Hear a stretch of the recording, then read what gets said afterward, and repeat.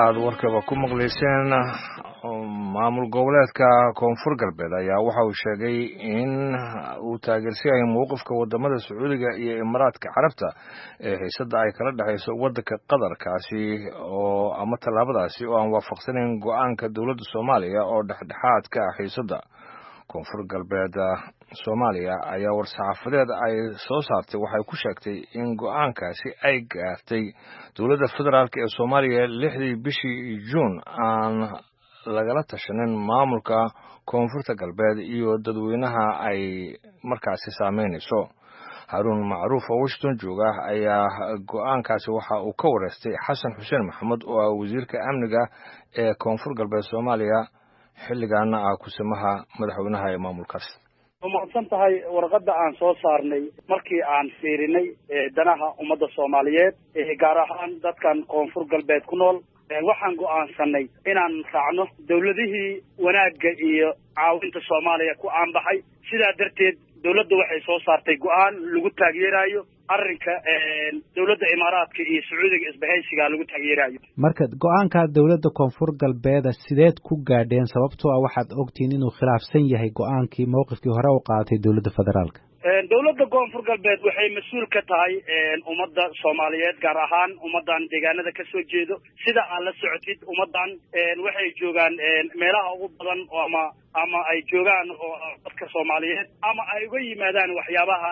Soomaalida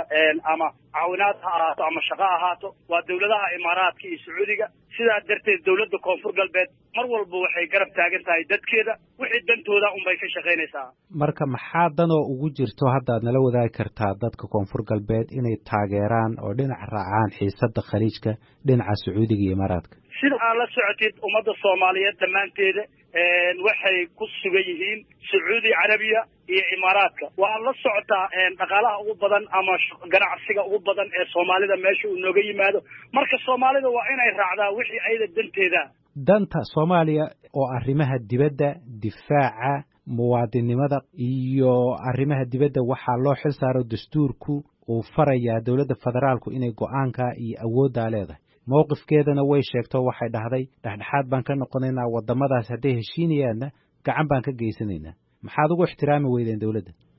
dawladda federaalka annaka waa ixtiraamsannahay laakiin dalka waxaad ogtahay wuxuu galay heer federaal heer maamul goboleed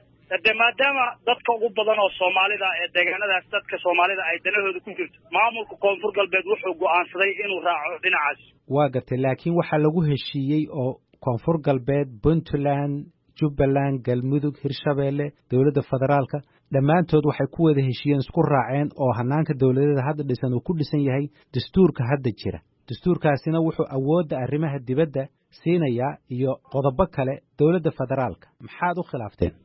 sida aan la socotid maamulka Puntland horay ayuu ugu dhawaaqay in wixii danta Soomaaliya ay ku jirto la raaco annaka in badan ayaan ka fiirsanaynay arrintan waxaana aragnay dadka deegaanadan ka soo jeeda ama ummadda Soomaaliyeed inay tahay dantooda in la raaco dhinac ayaga ay ama wanaagga ama wax walba ay kala dhaxayaan in la raacayaan aragnay sidaa darteed dawladda go'aan ayay qaadatay dhinacaas bay raacday. Marka qodobka 54aad ee dastuurka oo awoodahan siinaya dawladda dan kama galaysaan? dawladda waxaa laga rabaa inay ku shaqayso danaha ummadda Soomaaliyeed gaar ahaan inay talo badan ay siiso maamul goboleedyada arrimaha markii wax laga samaynayo annaka haddee danto dalka iyo dadka dhinac marna kama mari karno waa inaan u shaqaynaa dadkeena iyo dalkayna. Waa gartay laakiin qodobka 54aad haddaan ku akhriyo waxa uu qorayaa in awoodda arrimaha dibadda difaaca muwaadinimada lacagta ay iska leedahay dawladda federaalka Soomaaliya saasuu qorayaa qodobkaasi marka dawladda ma waxaad leedahay danta ma hayso dadka koonfur galbeed sidaas miyaad leedahay? annaka waxaan u aragnaa dawladda inay ay u janjeersatay ama in loogu daneeyo qof shakhsiya in dhinac qadar loo janjeero annaka waxaan leenahay dadka Soomaaliyeed dantooda waxay ku jirtaa inaan taageerno dadka ay wax kala dhaxeeyaan. Marka haddii maanta dastuurkii aad jabiseen koonfur galbeed ahaan qodob ka mid ah dastuurka aad jabiseen oo ku xadgudubteen taasi miyaysan dadka kale iyo maamulada kale u banaynayn in iyaguna dastuurka jabiyaan? sida hore la socotid koonfur galbeed uguma horeyn in ay soo saarto saxaafadeed maamulka Puntland ayaa ka horeeyay maamul goboleedyaduna waxay u dhisan yihiin dadka deegaankooda waxqabadkooda iyo waxtarkooda inay fiiriyaan ayay u dhisan yihiin waa gartay laakiin waxa Soomaali oo dhan dawladda Soomaaliya u soo qaaday maxaad ugu qanci weydeen maxaa gaara oo idinku aad gaar ugu istaagaysa maamul ahaan gaar u istaag ma ahan arrinkan wuxuu saameynayaa bulshada ku nool dalalka aan saaxiibada nahay Sacuudiga iyo Imaaraadka waxaad la socotaa dadka ugu tirada badan ee ka soo jeeda deegaanada koonfur galbeed waxay ku sugan yihiin dalka Sacuudiga si loo fiiriyo dadka danahooda maamulka koonfur galbeed wuxuu go'aan ku gaaray inuu raaco dhinacan waa gartay dhowr jeer waxaad sheegtay ummadda koonfur galbeed ayay dan u tahay arrintani goormaad ummadda koonfur galbeed afti ka qaadeen oo go'aankan inay ku raacsan yihiin ay sheegeen sax waaye afti aan qaadnay ma jirto laakiin mas'uuliyadda maanta dalka